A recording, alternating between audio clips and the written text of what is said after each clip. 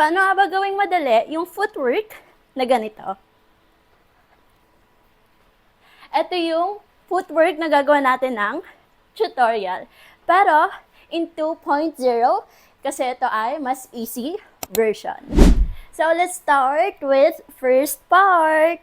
Ang unang kailangan nyo is maleta and bag because we are going to travel in Vietnam! It's a prank, guys, kasi today ang content natin is samahan niyo ako mag-pack papuntang Vietnam.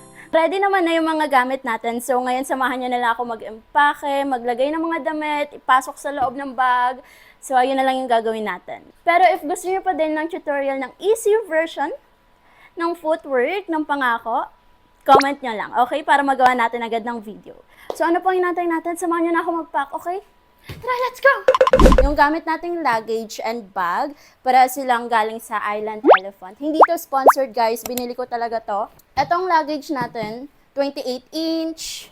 Tapos ito yung gagamitin nating backpack kasi ang dami niyang compartment, guys. So, tara na mga bebs. Simulan na natin to kasi madami-dami tayong i-impake.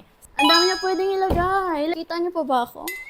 Tapos ito naman yung sa bag natin. Para din siyang luggage kapag inopen. Ayan, ganyan naman siya.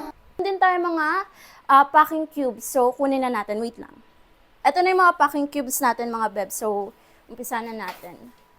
Itong mga packing cubes ko, nabili ko lang din to dito sa showcase ko. So, check nyo na lang din. Ilan siya? 1, 2, 3, 4, 5. Yung marunong magbilang. 6. 6 yung packing cubes natin. So, umpisa natin sa malaki. So, let's start na sa first packing cubes natin, mga bebs. Ito yung gagamitin natin. Yung ilalagay natin sa first cube natin is mga dress. Sobrang dami ko talagang dadalhin. Like, 9 days kasi pala ako doon. So, feeling ko okay din naman. Pero, for me, ang dami niya din talaga. Like, ang dami kong dadalhin. Ako talaga yung perfect sample ng tao na overpack ko. So, ito na talaga yun. May mga plastic pa ako nilagay. Like, naka-separate pa din siya. Gusto ko, kapag hinugot ko siya is isang hugutan. Like, hindi maapektuhan yung ibang damit. Ganito natin siyang gagawin. Nakabukas naman yung mga zipper tsaka yung plastic para hindi talaga pumasok yung hangin and walang dagdag weight sa luggage natin. So, i-compress pa natin yan later. Wait lang.